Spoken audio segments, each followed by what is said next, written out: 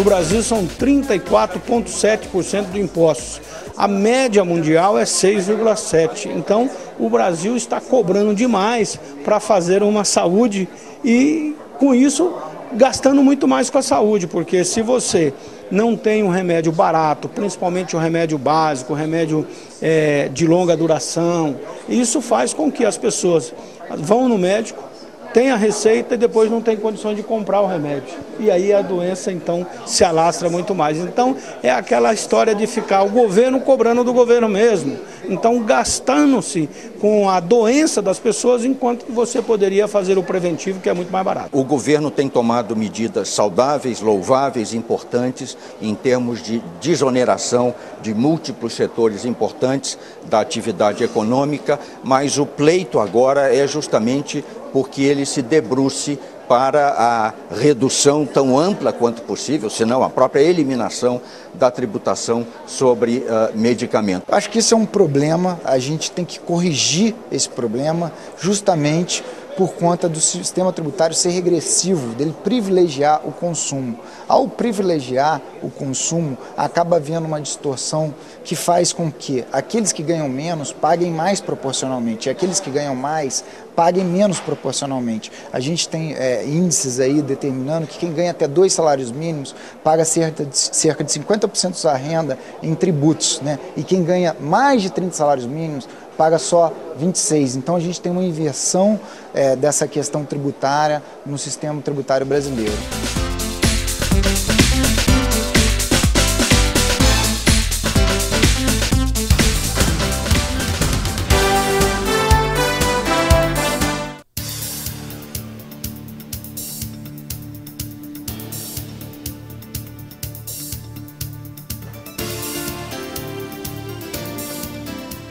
Muito boa noite, meu amigo, minha amiga. O nosso encontro de todo final de noite. Nosso ponto de encontro. Programa Ponto de Equilíbrio. Acesse o nosso site www.programapontodeequilibrio.com.br e mande seu e-mail contato@programapontodeequilibrio.com.br.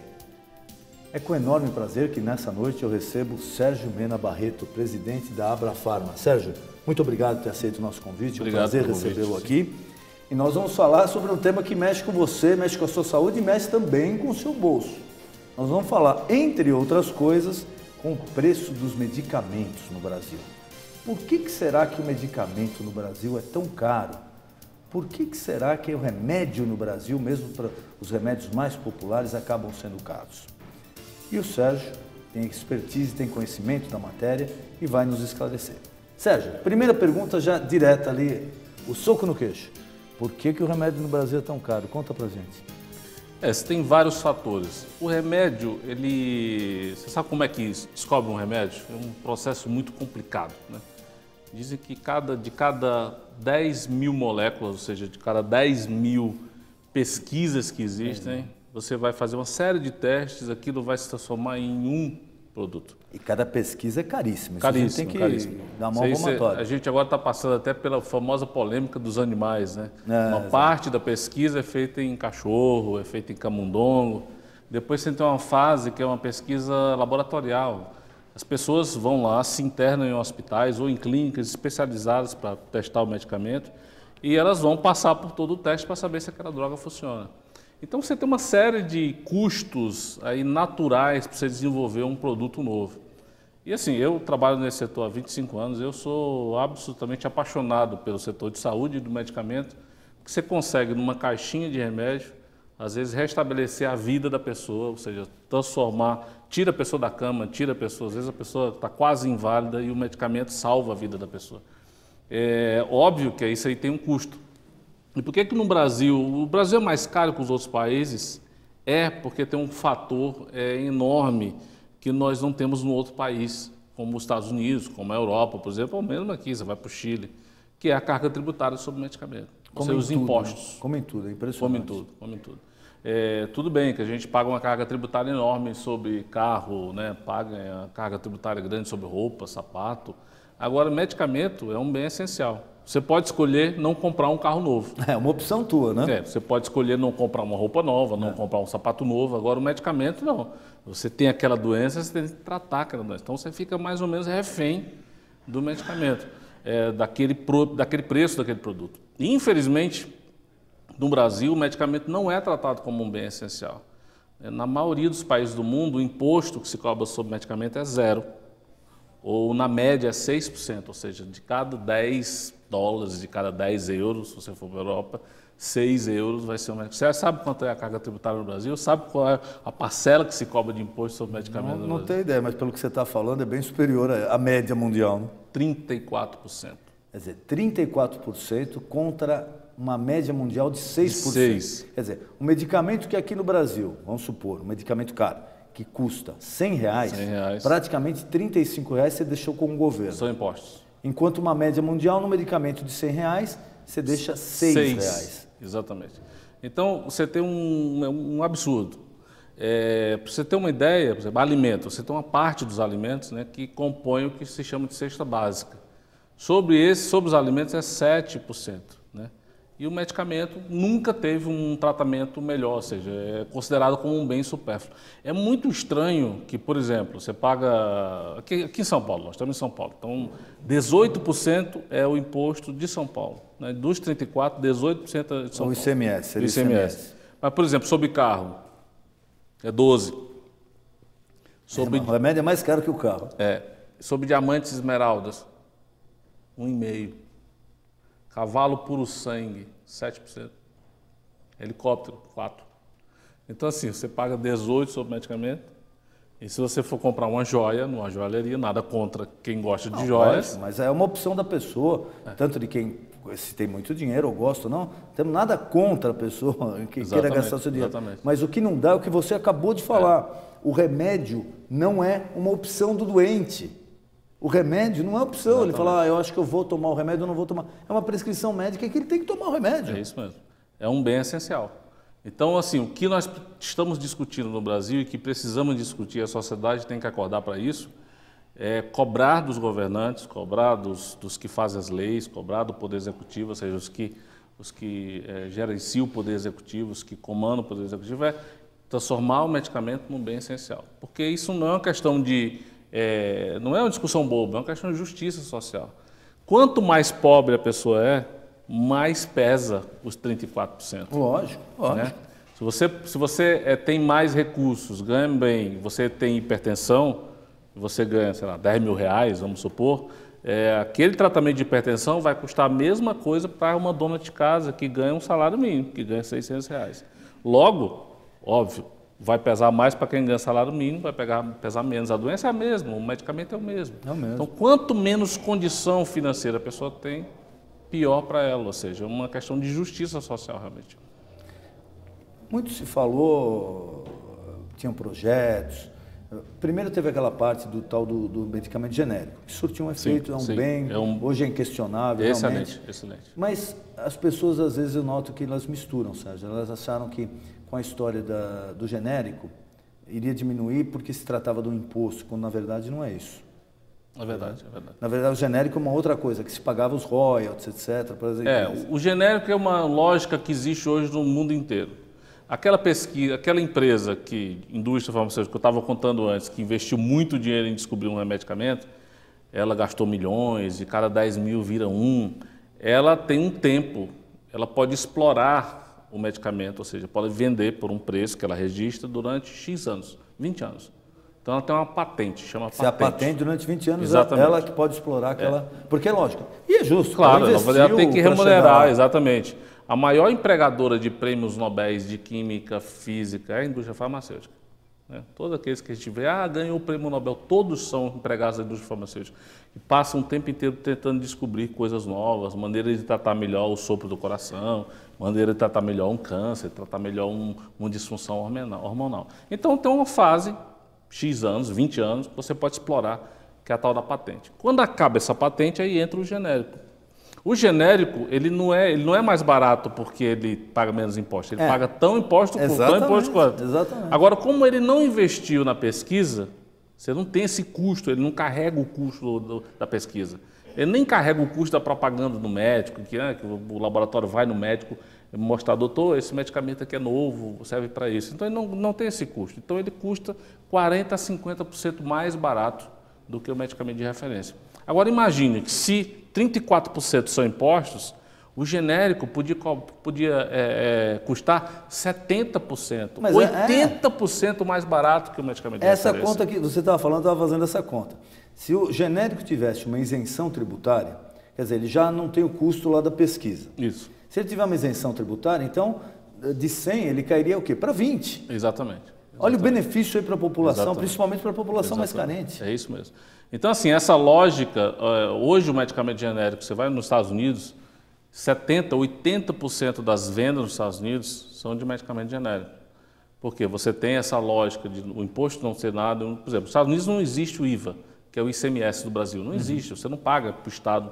O Estado reconhece a importância do medicamento e de que são várias importâncias, né, na verdade, se a gente for pensar. Você reduz o absenteísmo, ou seja, a pessoa, por ficar boa logo, volta a trabalhar mais rápido. Então, isso é um custo enorme para a sociedade. Isso é um custo enorme para a sociedade. Enorme. Você não tem um agravo, ou seja, a pessoa tem um problema no rim que vai ter que fazer hemodiálise. Normalmente a hemodiálise vem da hipertensão mal cuidada, do problema cardíaco mal cuidado, do diabetes mal cuidado. Você tem uma crise renal, você vai no futuro precisar fazer uma hemodiálise.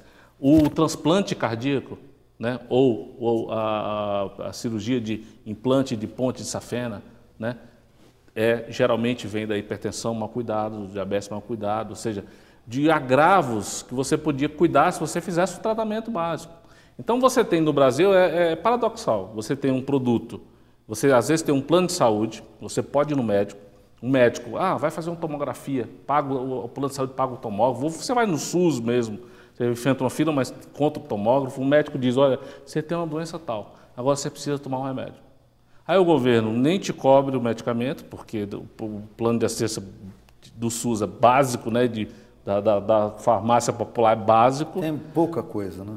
Você não tem dinheiro para gastar naquele medicamento, porque falta, você ganha R$600, não tem, né? Muitas vezes na farmácia, a gente encontra a seguinte situação, o médico passa medicamento, passa uma receita, 4. Aí a dona de casa chega, ou o senhor chega na farmácia e você vai saber quanto é o preço do medicamento e diz, qual é o medicamento que tira a minha dor? Qual é o medicamento que tira o mal-estar? Aí o farmacêutico vai dizer, desses 4 é esse, eu quero só esse. Mas aquilo não vai te curar. Aquele medicamento que tira a dor, que tira o mal-estar, só está cuidando do sintoma. Então você cuida do sintoma, que é mais barato, você não cuida da causa. Não tem o recurso, né? Também. Exatamente. Aí essa pessoa vai agravar, vai faltar o trabalho e absenteísmo. Pode vir agravar a doença, vai ter que fazer um transplante cardíaco que custa R$80 mil por Não, e sobrecarrega a rede pública também. A rede pública, as filas. Porque a doença agrava, além de ir no trabalhar, ele vai procurar a rede pública. Vai voltar para a mesma fila de novo, que ele não resolveu o problema dele, ele passou a seu mal-estar. Um caso clássico no Brasil é a hipertensão. Dizem que a hipertensão é a famosa doença das metades, né? Metade da população não sabe que tem hipertensão. Da metade que descobre, que o médico diz, você é hipertenso, só a metade trata. Da metade que trata, metade abandona o tratamento. Passa 3, 4 meses, passa o mal-estar, passa aquele sintoma básico, abandona o tratamento. E essa pessoa que vai voltar para a fila, essa pessoa que vai precisar de um transplante de rim, essa pessoa que vai precisar de uma hemodiálise. Esse daí é um exemplo, você está falando de hipertensão, e nós passamos, a moça que trabalhava na nossa casa, auxiliar da minha esposa, trabalhava lá em casa, lógico, isso é um salário baixo, que é um salário normal, mas ela teve um problema de hipertensão e nós tínhamos que pagar, lógico, não ia deixar aquela senhora sem o remédio. Claro. O médico falou, se ela não tomar, ela pode morrer. Ela falou, olha, eu não tenho condição de pagar. Então a gente comprava o remédio e dava para ela poder tomar, porque se dependesse mesmo do poder aquisitivo dela, ela não tinha condição de tomar. É isso mesmo. Então isso acontece com muita gente. A gente estima que pelo menos 50 milhões de pessoas no Brasil não têm acesso a medicamento. Não tem acesso por questão de renda, não tem acesso porque não tem médico mesmo na cidade. Você tem 1000 municípios brasileiros que não tem médico, né? E não tem acesso por causa de um problema desse. Você tem 34% de um valor de uma caixa de medicamento são impostos, né? Então essa é uma luta que assim, a Abrafarma é a entidade das grandes redes de drogarias, a gente tem 20 anos de existência. A Abrafarma nasceu em função dessa ideia de combater os impostos, ou seja, faz 20 anos que nós estamos nessa luta de tentar reduzir os impostos. E por que tanta resistência, Sérgio? Olha, uma vez eu estava conversando com um secretário da Fazenda de um determinado estado e eu perguntei... Desculpa, que até entenderia, como você falou. Claro.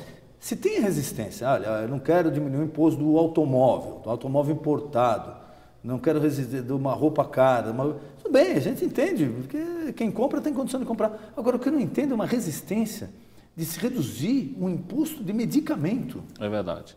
Uma vez eu conversei com o secretário da Fazenda e eu disse, secretário, por que vocês reduzem carro, reduz diamantes, esmeraldas, internet que você paga nada, jornais e revistas você não paga imposto, livros?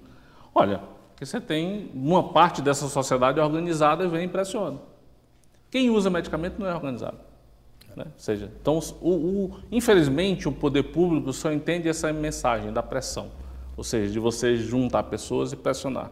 É ir lá no Congresso, encher o Congresso, encher as galerias, gritar quando não é votado. São os black blocs, né? Ou seja, ir para a rua, né? Fazer uma passeata, reclamar. E as pessoas não se unem para reclamar dessa questão do medicamento. Ou seja, é uma coisa que a gente vê as pessoas morrendo, a gente vê as pessoas não tendo acesso e simplesmente não se faz nada. Às vezes a gente vê a pessoa lá se reunir, o pessoal se reúne para derrubar técnico de futebol, para exigir... É verdade. E para o medicamento, para a saúde da pessoa, como você falou, é incapaz de se reunir para pleitear uma coisa tão justa. Nesse movimento inteiro que a gente viu em junho, né, a gente não viu ninguém reclamando da péssima saúde que nós temos no Brasil. Para tentar dar uma pressão, ou seja, tentar criar uma movimentação popular, a gente começou uma campanha um mês passado, né, dia 1º de outubro, para tentar arrecadar alguns milhares ou milhões de assinaturas da população para levar para o Congresso Nacional, para pressionar, para fazer uma lei exigindo que não se tenha mais imposto sobre medicamento. Né? Então, quem passou numa farmácia de rede no último mês de outubro, tinha caderno lá. Eu passei. Né? A moça, inclusive, me ofereceu, não quer assinar, exatamente. Redução de imposto. A gente começou agora, a gente está na etapa agora de fazer a análise. Né? Então, já está reunindo os cadernos. Você tem que contar, ver se tem... Quantas assinaturas é necessário, Sérgio? Olha, não existe um número mínimo? Para fazer qualquer mudança constitucional tem que ter 1 milhão de assinaturas. Mas a gente já fez uma campanha no passado, uns 6 anos atrás, a gente conseguiu arrecadar mais de 3 milhões de assinaturas. Né? A gente entregou isso para o presidente da República na época, para o ministro da Saúde no Congresso. E agora a gente quer levar isso para o Congresso Nacional, para a Câmara e para o Senado, para instalar uma comissão especial e lá juntar todas as leis, que existem projetos de lei já, vários deputados, vários senadores fizeram projetos para tentar isentar isso, né? Mas isso nunca vai para votação. Então a gente quer criar uma comissão especial, ou seja, reunir com o presidente do Senado, do Renan Calheiros, o presidente da Câmara, Henrique Alves, e cobrar deles a instalação de uma comissão especial para centralizar nessa comissão todos os projetos para a gente poder votar isso na Câmara e no Senado. E aí, depois que aprovar, exigir, né, ir para presidente da República só, você tem que sancionar. Então, assim, a maneira que a gente tem que fazer é pressionando deputados e senadores para que façam, né? Tem muitos lá que têm boa vontade, mas não tem o jeito, então nós vamos chegar com a assinatura, vamos despejar, espero que consiga mais do que 3 milhões da outra vez, despejar cadernos no Congresso Nacional e cobrar que seja instalada uma comissão para que avalie isso. A população, por exemplo, quem está nos ouvindo, quem está ouvindo o seu programa, sei que a audiência é boa, pode muito bem mandar e-mails para os deputados, para os senadores, deputados e senador. Baixe o imposto do medicamento. A importância, aqui eu já trouxe vários convidados, é que infelizmente, mas isso vai mudar, a gente vai mudar. O brasileiro, uma pesquisa feita aqui em São Paulo, não é nenhum local mais distante, não, São Paulo, mostra que 65% dos eleitores não lembram em quem eles votaram para deputado federal e estadual. 65%. Quer dizer, se a pessoa não lembra, como é que ela vai cobrar? Por isso tem que lembrar, tem que cobrar, tem que tomar cuidado agora em época de eleição, quem está falando que vai fazer não sei o quê, porque chega num ponto desse aqui, se o seu deputado lá também não acaba não sendo pressionado de alguma forma, fica exatamente como está e você pagando esse absurdo de imposto em cima do medicamento. Imagine que nós tenhamos agora assistindo a gente 10 mil pessoas, só 10 mil, eu sei que tem mais, mas vamos supor que tenhamos 10 mil pessoas. E cada pessoa, no ano que vem, nós vamos encontrar com muitos candidatos, né? A deputado, a senador, os caras vão chegar, vai ter gente que vai entregar santinho para a gente na rua. Imagine se cada pessoa diz, olha, eu vou votar no senhor, mas o senhor vai ter que ter um compromisso, vai ter que abaixar o medicamento. Ou seja, vai ter que acabar com o imposto sobre o medicamento. Imagina, essa pressão popular, é isso que a gente quer gerar. Ou seja, a gente até ia entregar as assinaturas esse ano, mas não vai dar tempo de contar tudo, que a gente está lá com uma equipe contando, mas é um trabalho enorme para fazer isso. Provavelmente a gente vai fazer isso em fevereiro. Ou seja, abril o ano legislativo da Câmara e do Senado, a gente vai entregar lá em fevereiro, para comprometer exatamente no ano eleitoral, né? Para ver se a pessoa se compromete e se cumpre se for eleita, né? Porque uma coisa que a gente está cansado de ver no Brasil, assim como o eleitor não lembra em quem votou, o candidato não lembra as promessas que ele assumiu, né? O governo, eu não diria que o governo atual federal fez esse compromisso, mas o governo anterior fez. Disse que ia baixar o imposto do remédio, disse que ia baixar o preço e não conseguiu executar. A gente está cobrou de todos os ministros já me conhecem. Só vem um cara da foto, porque da outra vez, quando eu recolhi as 3 milhões de assinaturas, eu fiz uma foto e eu disse, me diz se o senhor assumiu agora, eu vou dar um presente, vai com uma foto para ficar no seu gabinete. Para o senhor não esquecer que 3 milhões de pessoas foram assinar para reduzir o imposto. Então a gente quer honrar a assinatura dessas pessoas, a gente quer honrar, não isso, quer honrar a justiça que tem que haver, principalmente com quem tem menos recursos. E por que com a associação dessas, como a minha, né, resolve fazer uma campanha como essa? Primeiro, que eu falei, a gente vê a pessoa chega no balcão dos 4 remédios, leva um. Segundo, óbvio que se o medicamento custar mais barato, se vende mais, então se dá mais acesso para as pessoas. Qual é a garantia que eu tenho que esse preço, esse imposto vai repassar para o preço? Porque o preço é controlado pelo governo federal, né? Se você chega numa farmácia, tem uma tabela lá, tem uma revista. Por exemplo, o Paraná reduziu o imposto ICMS de 18 para 12. O medicamento baixou o preço para 12. Quer dizer, dá para conferir. Dá para conferir. Aí você vai ler o preço máximo, você vê a diferença do preço. Então, ou seja, se a gente conseguisse reduzir a carga tributária em 34%, isso seria maravilhoso para quem usa esse produto todos os dias, né? Existem produtos, amigo, caríssimos, né? A gente está falando de hipertensão e diabetes, que trata barato. Tem coisa muito mais cara que isso. Tem coisa de 3, 4, 5 mil reais. Olha o que é uma pessoa olhar e dizer, você tem lúpus, você tem que tratar com 7 mil reais por mês. É uma coisa absurda. Qual é a camada da população brasileira que tem disponível 7 mil reais por mês para comprar um medicamento? É um absurdo. E aquele começo da nossa conversa, né? Não é uma opção. Exatamente. Você não pode tem escolher. que tomar, porque é uma doença. É isso mesmo. Mas, Sérgio, eu tenho que abordar um outro ponto com você. De imposto a gente sabe que realmente todo mundo reclama, e não é só na sua área, em várias áreas. Mas também tem uma corrente que fala, olha, o lucro da indústria farmacêutica, o lucro da farmácia, o lucro do revendedor é muito grande no Brasil. É exorbitante, eles fazem fortunas em curto prazo. É verdade? Não. Isso é uma das maiores falácias, mas não é só no Brasil, na verdade no mundo inteiro. Eu represento 30 redes, as maiores que você pode imaginar. Se você sai aqui em São Paulo, é Raia, Drogazil, Drogaria São Paulo, né? Essas Pague Menos, essas grandes redes. Essas redes a gente até contrata a Fundação Instituto de Administração da Universidade de São Paulo para todo ano fazer a junção dos números. Na verdade isso é feito mensalmente, um banco de dados. O lucro líquido dessas 30 grandes, olha, estou falando das grandes, não estou falando de pequenas. Depois que você paga todos os impostos, foi de 1,65%. Quer dizer, na última linha sobra 1,65% do faturamento. De cada 100 sobra 1,65%. Gera de caixa 6%, 7%. Né? Aí você tem que abrir novas lojas, investir. Sim. No final, quando paga o imposto de renda, sobra 1,65%. Mas não é só aqui não. Nos Estados Unidos, se você pegar o balanço das grandes redes americanas, é assim. Se você for para a Inglaterra, é assim. O varejo farmacêutico é um negócio que você tem que ter grandes volumes e pouca rentabilidade ali, porque há um nível de competitividade muito grande. E não é só no medicamento, não. Você vai no shampoo, as pessoas ficam abismadas. Como é que uma farmácia pode vender mais barato um shampoo do que um supermercado? porque você tem essa política de volume e baixa rentabilidade. Então, um negócio de baixa rentabilidade. As pessoas têm a ilusão, eu vou abrir uma farmácia porque ganho muito dinheiro. Vai num balcão de uma farmácia e pergunta para um proprietário como é sofrida a vida. E a pequena farmácia, qual a tendência dela no Brasil, Sérgio? Olha, nós estamos num processo de concentração realmente muito grande. Para você ter uma ideia, no Brasil nós temos 68 mil farmácias. A Abrafarma representa 5 mil.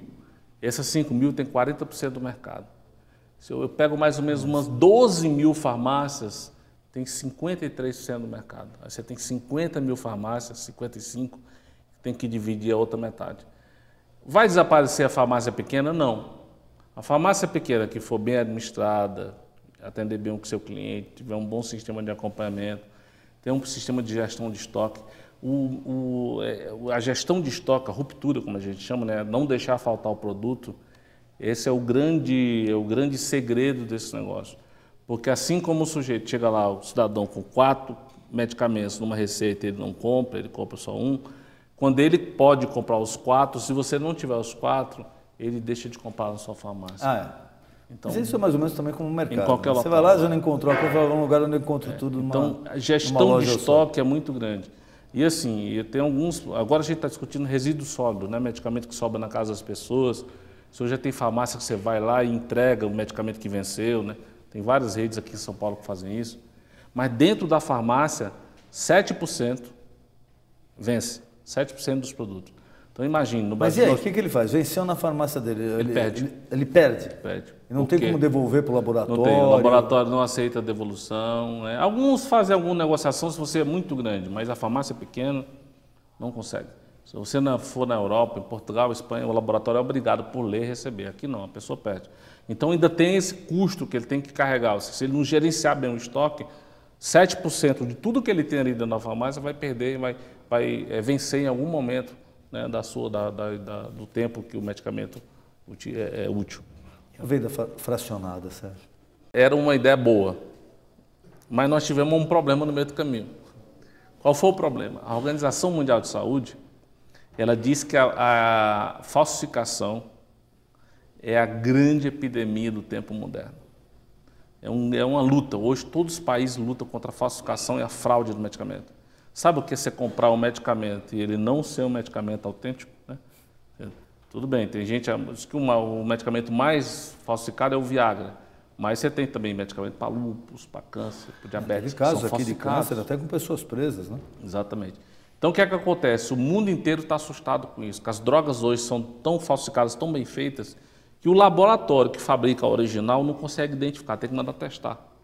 Então, qual é o problema do fracionamento? Se você não consegue dar hoje segurança na embalagem fechada, lacrada, imagina um comprimido que é solto. Então, infelizmente, o fracionamento ele foi superado pela realidade. Ou seja, isso virou um câncer mundial. Hoje ninguém tem coragem mais de colocar leis fracionando, porque hoje o que é que nós estamos querendo fazer? Tornar a embalagem mais segura. O Brasil agora vai implantar uma coisa, né, que é uma lei de 2009 agora, que a Anvisa está regulamentando, chama rastreabilidade de medicamento. Você vai ter um código lá, que chama Data Matrix, que a indústria vai ter que colocar na fábrica.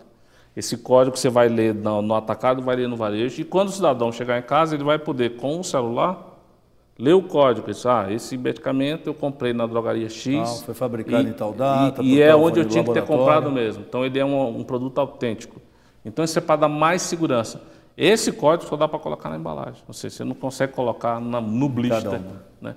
Então esse é um problema, o fracionamento tem um dito, olha, quem ainda fala de fracionamento não conhece, infelizmente, essa realidade. No ano passado foram 140 mil quilos de produtos falsificados apreendidos no Brasil. 140 toneladas. Toneladas de medicamento falsificado. Sérgio, nosso programa está acabando, queria mais uma vez te agradecer a presença, queria te colocar à disposição, algo que eu não falei, algo que você queira esclarecer, alguma mensagem que você queira passar, por favor, fique à vontade. A minha mensagem final só pode ser essa, né? Você, no ano que vem, tem uma grande arma na sua mão para tentar baixar os impostos de medicamentos. Seu voto, ou seja, cobrar do político que você vai votar, do político que veio te visitar dizendo, olha, vota em mim de novo. Então você pode, olha, baixa o preço do medicamento, reduz a carga tributária. Se a gente conseguir comprometer as pessoas com isso, a gente vai estar salvando não só a nossa vida própria, mas a vida de muita gente por aí que não consegue ter acesso ao produto. Sérgio, muito obrigado. Foi um prazer enorme te receber. Obrigado, Denis. Obrigado pelo convite. Você já sabe, o nosso encontro de todo final de noite. Programa Ponto de Equilíbrio. Boa noite.